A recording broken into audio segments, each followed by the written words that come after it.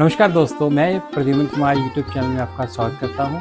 आज हम चर्चा करेंगे कैसे भारतीय न्याय प्रणाली सहायक है जजों के द्वारा करोड़ों रुपए कमाने में। इसका मुख्य कारण है कि हमने अपने सनातन धर्म के एक महत्वपूर्ण सूत्र को नहीं माना।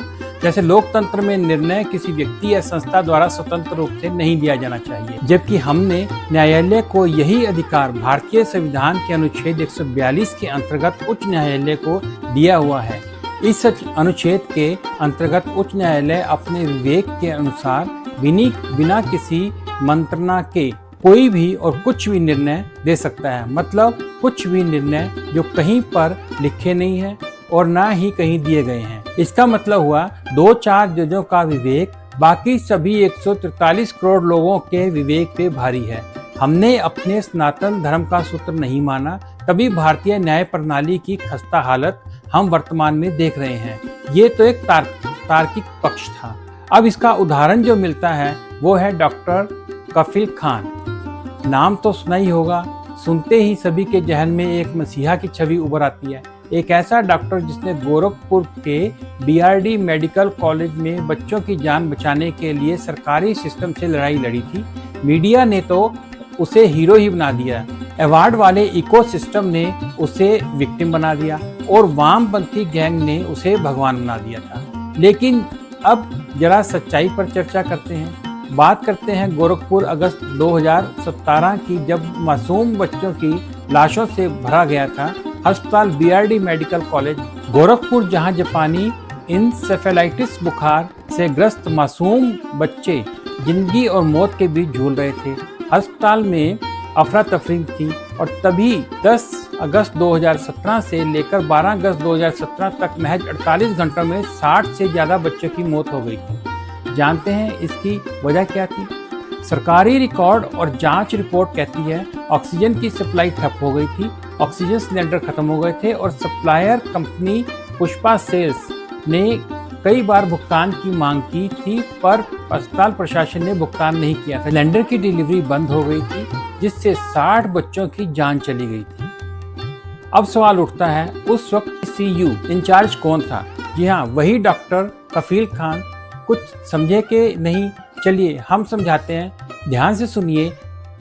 मसीहा की असलियत, जिसे जानकर आपके होश उड़ने वाले हैं। मीडिया ने जो कहा वो एक तरफ, पर जांच एजेंसियों और एसटीएफ ने जो चार्जशीट दी उसमें लिखा था कि डॉक्टर कफील खान ने बीआरडी मेडिकल कॉलेज के सरकारी ऑक्सीजन सिलेंडरों को दूसरे मेडिकल इक्विपमेंट अपने प्राइवेट हॉस्पिटल में ट्रांसफर किए और सीसीटीवी फुटेज में साफ दिखा था कि गाड़ी में लाद कर सरकारी सिलेंडर उनके प्राइवेट अस्पताल मेडिस्प्रिंग ले जाए गए थे। फिर उनके खिलाफ आईपीसी की कई धाराओं में एफआईआर दर्ज हुई थी और बचाव की बजाय उन्हें मीडिया में झूठी कहानियां फैलाकर खुद को मसीहा बना लिया था। अब कोई ये बताए, अगर आप बच्चों को बचाना चाहते थे तो सरकारी सिलेंडर को अपने प्राइवेट हॉस्पिटल में क्यों ले गए थे?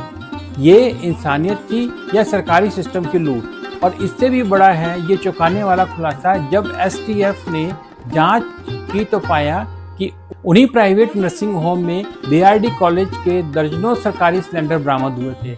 नंबर 2, मेडिकल स्टाफ के बयान दिया था कि डॉक्टर साहब अक्सर रात में बीआरडी से सामान निकालकर अपने अस्पताल ले जाते थे। नंबर 3, पुष्पा सेल्स से डीलिंग में भी उनकी भूमिका संदिग्ध रही। कई कॉल रिकॉर्ड्स उनके नंबर से जुड़े मिले थे, यानी फुल कमीशन खोरी और लूट चल रही थी। जब ये जहादी आतंकी गिरफ्तार हुआ तो इसने शुरू कर दी शातिर इमेज बिल्डिंग। यूपी पुलिस ने उसे गिरफ्तार किया, केस चला और मीडिया में ड्रामा फैलाया। डॉक्टर मसीहा को जेल में डाला गया, लेकिन किसी ने ये नहीं दिखाया कि उसने कितने शातिराना तरीके से इतने 60 बच्चों को मार डाला। अब आगे भारतीय न्याय प्रणाली के रोल पर आते हैं और सब कुछ साफ साफ रिपोर्ट में दिखने के बाद भी जज साहब उसको बेल दे देते हैं। उस जज का नाम सुनने के बाद आपके पैरों के नीचे से जमीन खिसक जाएगी और वो थे जस्टिस यशवंत वर्मा। ये वही जस्टिस यशवंत वर्मा है जिनके घर से हाल ही में जले हुए नोटों के बोरे बरामद हुए थे। घर के बेसमेंट में करोड़ों की करेंसी नोट जलाए हुए मिले थे। अब आप समझिए ये बेल उन 60 बच्चों के लाशों के बदले कितने नोटों में मिली होगी। क्या कानून का इस्तेमाल करके गुनाहगार को पीड़ित नहीं बनाया गया था? उससे भी बड़ा खौफनाक सच ये है कि डॉक्टर कफील के हटते ही बीआरडी में एक भी मौत नहीं हुई और डॉक्टर कफील खान को बीआरडी मेडिकल कॉलेज से हटा दिया गया और हटते ही अगले 3 साल तक जापानी इंसेफेलाइटिस बुखार से एक भी बच्चे की मौत आपने नहीं सुनी होगी। न कोई ऑक्सीजन कांड, ना कोई अफरा तफरी। तो सवाल उठता है, पहले साल दर साल इतनी बच्चों की मौतें क्यों हो रही थी? क्या सिस्टम सुधर गया या गड़बड़ी करने वाला सिस्टम से बाहर हो गए? अब आइए पॉपुलर नैरेटिव की फैक्ट्री पर चलते हैं। जब डॉक्टर कफील खान को जेल भेजा गया तब लिबरल गैंग एक्टिव हो गया और ट्विटर पर ट्रेंड चलाया गया, stand with doctor Kafeel. Award gang ने कहा ये तो मुसलमान है, इसलिए योगी सरकार इसको टारगेट कर रही है। इंटरव्यू पे इंटरव्यू झूठ का महल खड़ा कर दिया गया। लेकिन इन सब के बीच पिछले कई सालों से लगातार बच्चे मर रहे थे और वो जो 60 बच्चे मर गए वो थे मासूम बच्चे जिन्हें बचाने की जिम्मेदारी जिस पर थी वो ही कातिल निकला और भारतीय न्याय प्रणाली ने उसी को ही बेल दे दी जिसने सिस्टम को लूटा और सैकड़ों बच्चों का कत्ल कर दिया। आशा है सरकार अभी इस जज के विरुद्ध मानसून सत्र में महाभियोग लाए और संविधान के अनुच्छेद 142 को निरस्त करे, जिससे अपने विवेक के आधार पर कोई भी कैसे भी निर्णय न ले सके और भारत अपने सनातन धर्म के न्याय सूत्र को अपना सके।